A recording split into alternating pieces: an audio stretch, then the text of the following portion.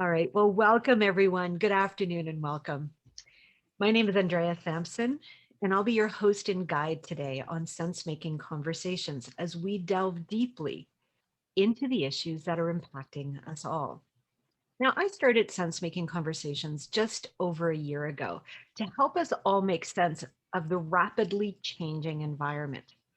At that time, if we think back a year, here in Canada, we were sheltering in place, as was most of the world, watching the spread of a global pandemic. It was both terrifying and fascinating.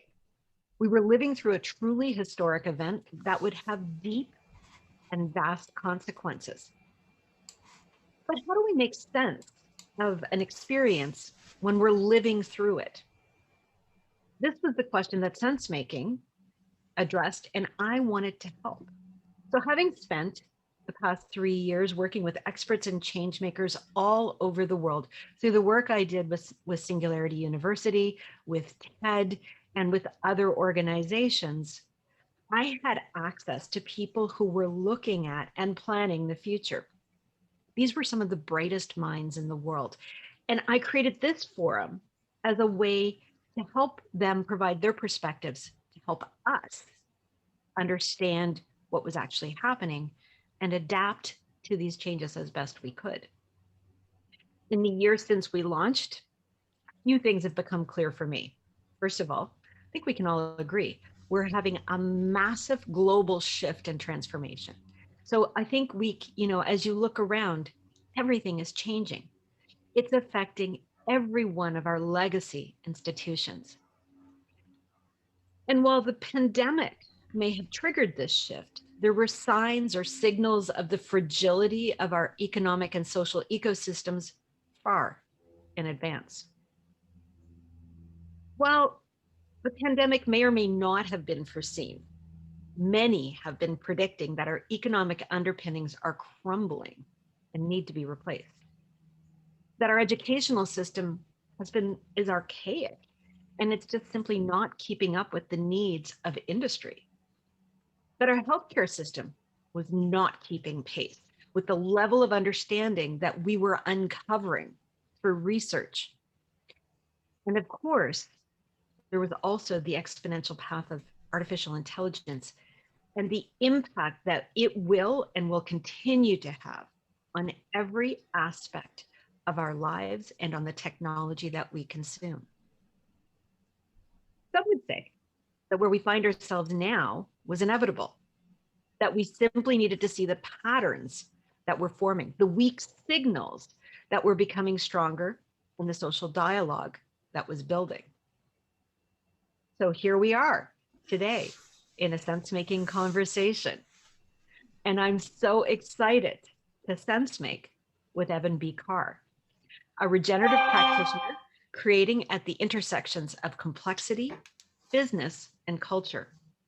Evan helps us to see the world differently by looking at the weak signals we might miss. He's the creator of sensemaking101.com, a resource for learning about sensemaking, and the co-creator of Dynamic Containers, a regenerative advisory firm. In his previous role, he led and scaled business development for Appfolio, named 2020's #1 world's fastest growing company by Fortune magazine. He continues to develop his perspective through education and certifications from some of the top regenerative design, consulting, and human development schools. And he has a deep practice in Indigenous wisdom traditions, keeping him rooted and grounded in what's truly important. Welcome, Evan. I'm so excited. Thank you, Angie. It's really good to be with you, and welcome everybody.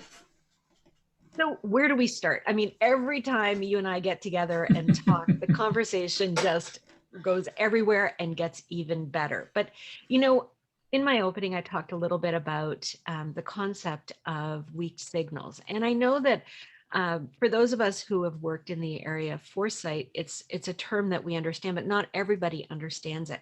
So maybe you can help us to understand what are weak signals and how does pattern literacy play into sense making and into seeing our world differently? Absolutely.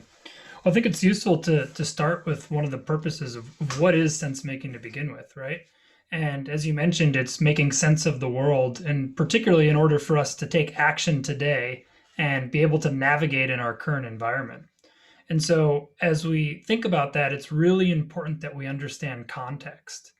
And context is like one of those very key things that we need to understand because it's called bounded applicability, right? Like something that makes sense in one context may not make sense in another context. And so, what we're doing is we're working to understand how we can actually sense in the environment. And so, one of the things that we're looking at is what's actually going on. How do we perceive and sense the environment with our five senses? And maybe we'll talk a little bit more about some of the other senses that we may bring in. But how do we actually perceive what's going on in our environment? And one of the things that we're looking for is what are the patterns that occur? And what are those patterns that occur over time? And the more that we actually look out in the world, the more that we can start to calibrate that there are these threads that help us actually understand not just what's gone on in the current time, it helps us to calibrate the past and ideally get some idea, and this is called foresight, of what might happen in the future. Regardless of whether or not it actually comes true, it helps us to actually operate now. And so the pattern literacy is just one of, I think, many skills that as a sense maker we develop. And ultimately, it's really looking at what's the best way to detect these weak signals. And there's signals everywhere. There's signals in our systems, in our offices, in our communities, in our landscapes, in our places, even in the behavior of people that are in our lives, the people and the way that they behave. So there's all these patterns. And when we start to look out for it, we can start to detect, well, here's that reoccurring thing that happens over time that gives us some sense of what might be happening as we move forward to the future. Yeah, I mean, I think that's so interesting. The idea of patterning, our brains love patterns, right? Our brains are always looking out into the world for what can we see that connects to something we already know. And how does that pattern continue? And that's why it's so important. So for many of us that we look backwards to look forwards, right? We want to see historically what has happened in order for us to then build on a basis of something that we say could be fact because it happened before. Will it happen again? And that to me is where this idea of weak signals really comes from, where we can start to understand what were the weak signals that brought us to a pandemic in the early part of the last century to a pandemic that started now.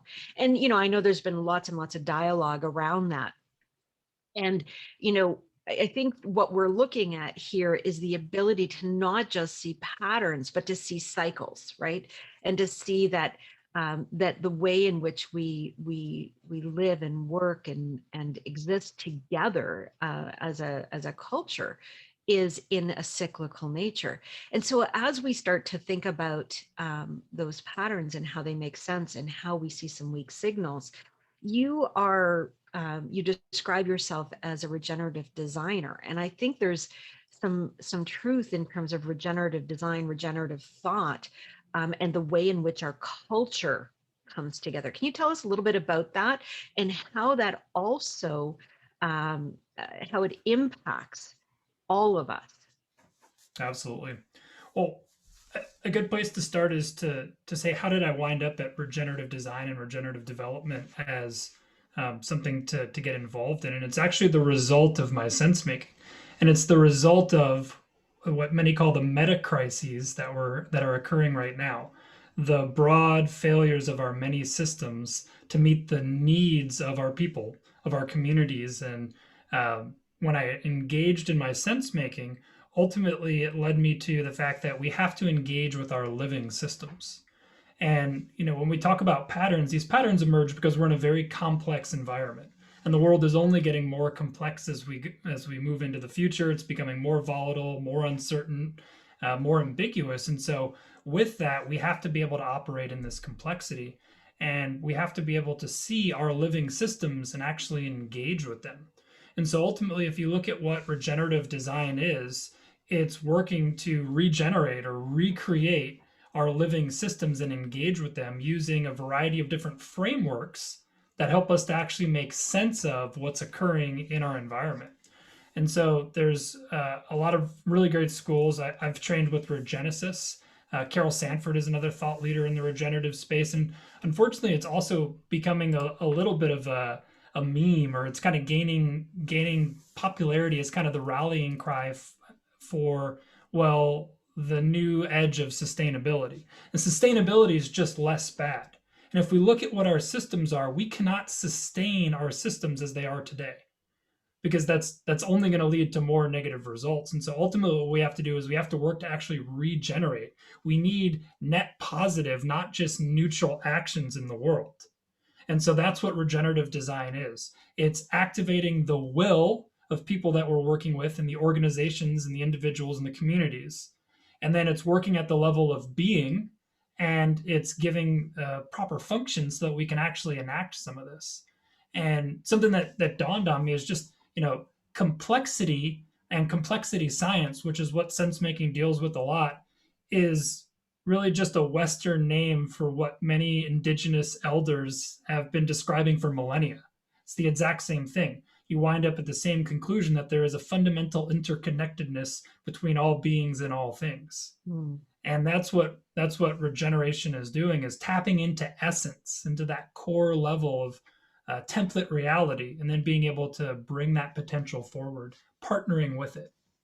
You bring up a couple of things that sort of spark some thoughts for me. So the first one is regenerative, sort of regenerative thought or regenerative design, and the circular economy and how they differ.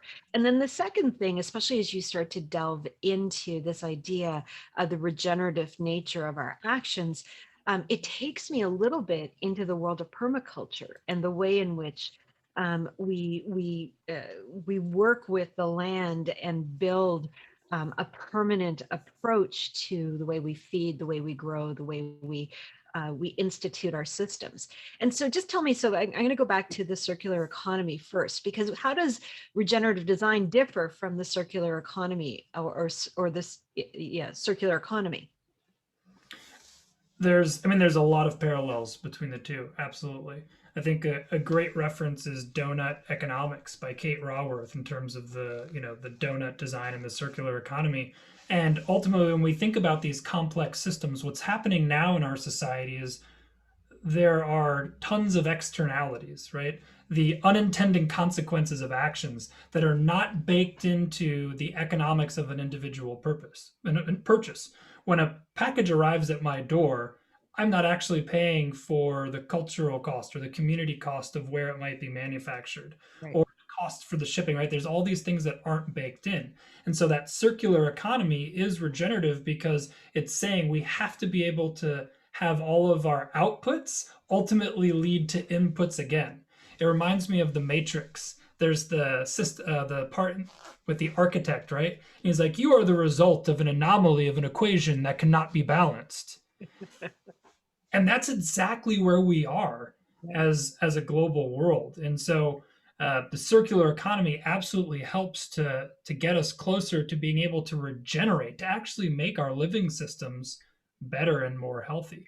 And something that you touched on was the regenerative potential of our actions. And it reminds me of one of the teachings that I'm very fortunate to be the recipient of, is this concept of being a walking blessing. And this is a lot of the work that we're doing with our advisory, is how do we work as individuals, as organizations and communities, to actually be a walking blessing in all of our actions. And there's a lot there for sure. Yeah, you're bringing me into where my next question wants to go, which is, I love this idea that you work in indigenous, traditional indigenous wisdom cultures. And I know, because we've had a few conversations, that it's something that you do some training in, that you're looking at deeply. Now tell me, how is sense making technology and the revival of indigenous wisdom traditions, such as shamanism, all connecting? Because I mean, these things seem really disparate, but I don't think they are. So tell me, from your perspective, how does all of this connect? Yeah. And why should people want to understand more? Yeah, it's a great question. When I'm engaged in sense making, or when I'm doing regenerative work, I more and more I have the understanding that I'm actually engaging in some type of shamanism. And if you talk to, if you talk to any, or if you talk to many indigenous elders, many traditions the world over, they talk a lot about frequencies, and this actually gets a little bit into the realm of quantum science as well. When we talk about understanding patterns in our living systems or understanding patterns in a complex environment, we're also talking about basically picking up on the frequencies. The shaman actually means the one who sees, or the one who travels into another realm in order to understand more about it. And so there's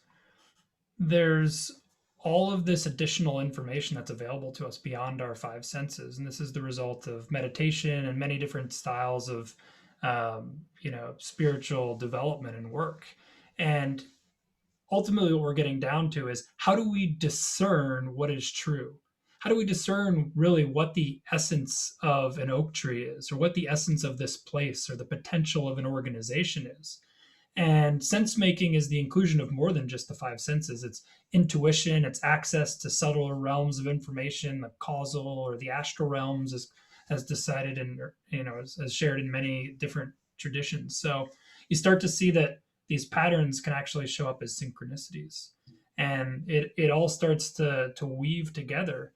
And there's a tremendous amount of power that's available by working on the self first. So when I think about sense making, there's really two parts. It's the part that I do with myself, and then it's the part that we do together. Mm. And it's a two-sided coin, and this individual development part is very important. In regenerative practice, we call it the first line of work, working with ourselves in order to build up our skills. So a great place to start is with the meditation practices, being able to build awareness so we can be aware of our cognitive biases or where we're using logical fallacies. And then as we begin to delve deeper into, the shamanic way of being, there's a deeper connection with that which is living. Begin to understand and have a connection to the spirits of this land Mm. and the many allies and the many beings on this planet, and you begin to understand just how important it is, and it really catalyzes personal growth that then allows you to act more effectively as well when engaging with some of these systems. It's so fascinating that you go there, because I think, as we live in this world right now, I mean, here in Canada, we still are, certainly in Toronto and in Ontario, where I'm from, in a state of lockdown.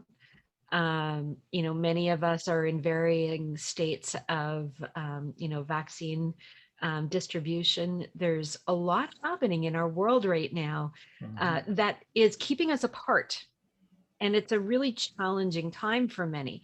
And, these frequencies, these vibrations that you talk about, in terms of shamanic belief. But at the same time, I think we all know that we use these terms pretty loosely all the time. We're on the same frequency. We're connecting. Hey, I'm getting good vibes from you. This is part of our language. And I think language is really, really important. But as we live in this time of separation and isolation, what do you think the impact is on us as humans, especially at that really grounded, esoteric wisdom level, where I think when we're together and we are able to really be with each other at a physical level, it's much easier to connect with those types of non-physical, I guess, or non-verbal cues. And Mhm. so how do you think it's impacting us in this world of, we now live in little boxes on a screen? The question reminds me of one of the regenerative principles, which is fields. And there's great work by Rupert Sheldrake about morphogenic fields, how plants actually have a field around them and they talk to each other. If something happens on one end of the forest, it is literally sensed on the other end of the forest because we're all enmeshed in these morphogenic fields. And so I don't think it's a coincidence that our language is, hey, you give me good vibes, or, we're on the same frequency. That's because we're tapping into one of these fundamental truths. And so I'd say that, ultimately what sense making is, it's understanding some of the rules of the way, we'll say, this construct operates. for lack of better words, kind of to ping the matrix there a little bit. And then understanding which of those rules can be bent, which of them can be broken, and which of them are evolving into the next level. And so I think, I've spent, 12 hours at a time on Zoom. And ultimately, I think we have needs, right? And this is where I think important technologies like nonviolent communications help us to understand and develop a greater needs awareness. I have needs, you have needs, we have needs as this block and this community, and ultimately we don't get the full recognition, I think, in our hearts that those needs get met when we're just looking at a screen every single day. And we don't have the opportunity to fully be in the fields that we create. Everybody knows what it's like to be a part of a really exciting project, like on the ground, in person, right? You can feel there's Mhm. something in the room, Yeah. or you're in that moment, right? And it's Yeah. like, oh yes, and it's enlivening, right? It literally, you can feel greater viability and vitality in your bones. And as I say that, like I'm starting to feel that Yeah. in this moment because Totally. I can tap into that. And it's much more difficult to do that into Zoom. And I think that a lot of this runs parallel to the emergent realities of AI and brain chips and a lot of these emerging technologies that seem to be inevitable. But the question is, at what cost to what makes our humanity most effective and meet most of our needs? Mhm.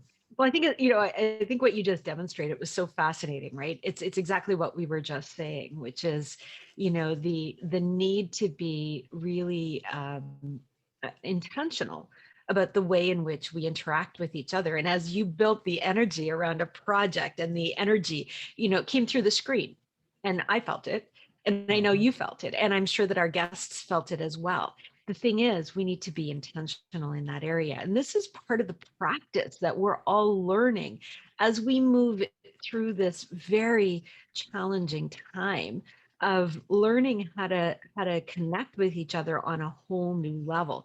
And some of these practices, whether it be regenerative design or whether it be sense making, are really, I think, helpful in that, because it gives us frameworks and models to look at. As you said, the morphogenic field, that's not a new term for me. I didn't necessarily understand it in quite that way. But when you bring it into the world of Zoom, suddenly I have a new reference point. And that's sense making, right? It's using some of these models. And I can't help but, and I'm sure many of our guests are wondering, what is it that's behind you? Because I know you've got a bunch of models there. So Mhm. maybe you can take us through some of the models you're working with right now. Yeah, absolutely. And I'll So to my left here, I actually have a polarity map. And if you're interested in more, you can check out polaritypartnerships.com. And so I think it's important, like among the cultural shifts that need to occur and are occurring right now, is this shift from polarity to inclusivity.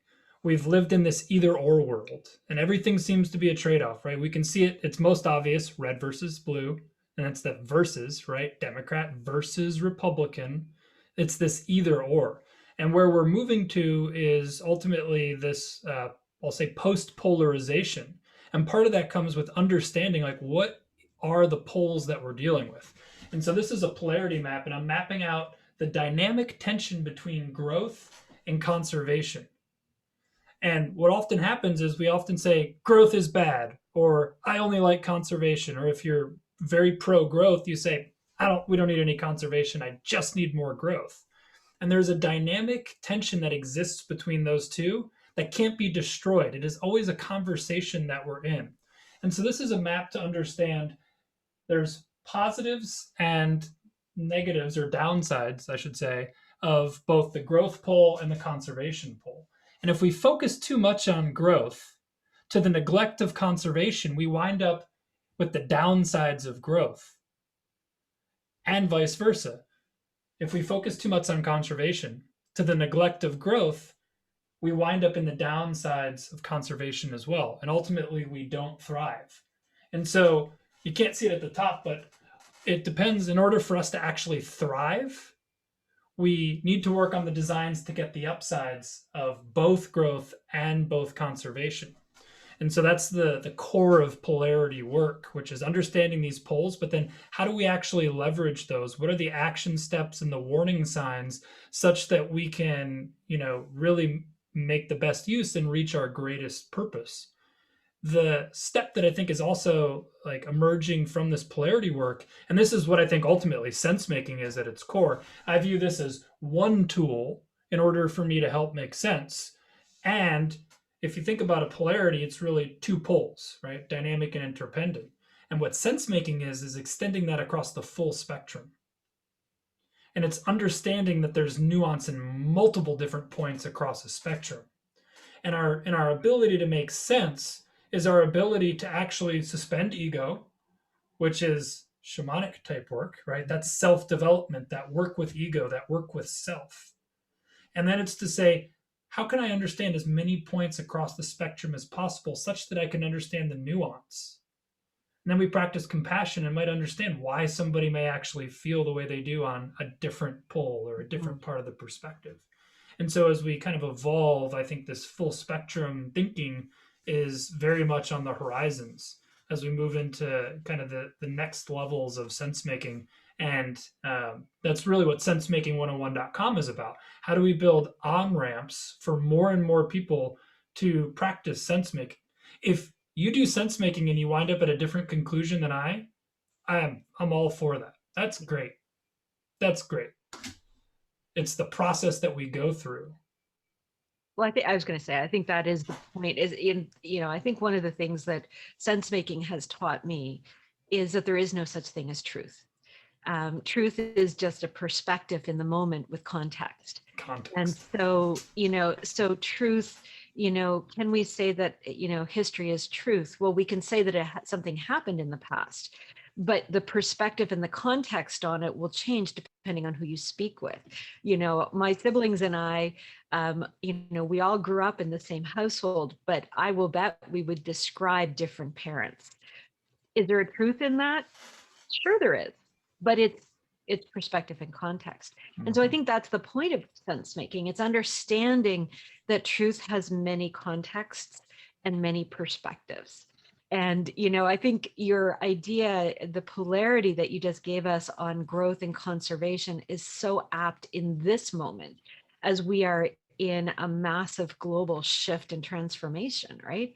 Because many would say we're growing too fast, and others would say we're not growing fast enough. And I don't know what the answer is, but I do know that there's a great, great quote that you gave to me that I would love to get your perspective on, which is, the future. So, the future is already here. It's just unevenly distributed. Tell me your thoughts on that quote. Yeah, I mean, I think this brings us full circle to what we were talking about at the beginning about weak signals.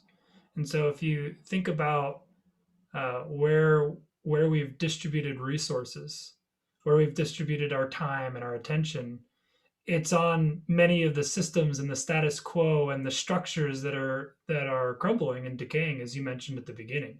And so these weak signals that we can pick up, I think, are getting a lot stronger in a lot of places, and that is the future. So when we look at many of the emergent technologies like regenerative design that we'll deploy with individuals and organizations, that is inherently unique to place and inherently unique to an individual organization, that is ultimately most important. And so we're on that leading edge right now of the future, and finding these weak signals help us tap into that. Well, Evan, this has been an absolute pleasure. This half an hour has flown by. I know it's hard to believe that we're at the end.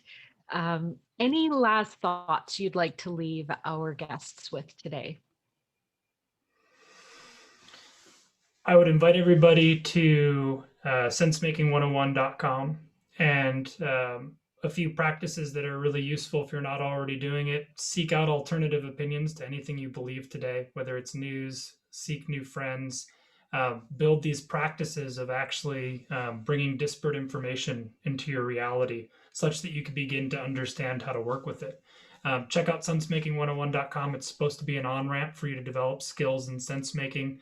And, I think most importantly, there's so much reason to hope and have optimism. Despite the systems that are decaying, there's so many people that are dedicated to this work, and I'm very excited to take my part among them. Thank you so much. And thank you, everyone who joined us today. This has been an absolutely riveting conversation. I am sad it's ending, but Evan has shed a lot of light. So make sure you do check out sensemaking101.com and join us next week for another sense-making conversation where we'll dig deep with our expert Arash Azami, who is an expert in, he is an energy futurist, and we're going to discuss how energy is going to change and the impact that it will have on our culture. I can't wait to see you then. In the meantime, give some thought to the sense making that you're doing, to the context that you're applying, and to the weak signals that you're seeing. There's a lot around you, and hook in to the vibration that is happening. Thank you again, and I'll see you next week right Thank you, here Andrew. live. Take care.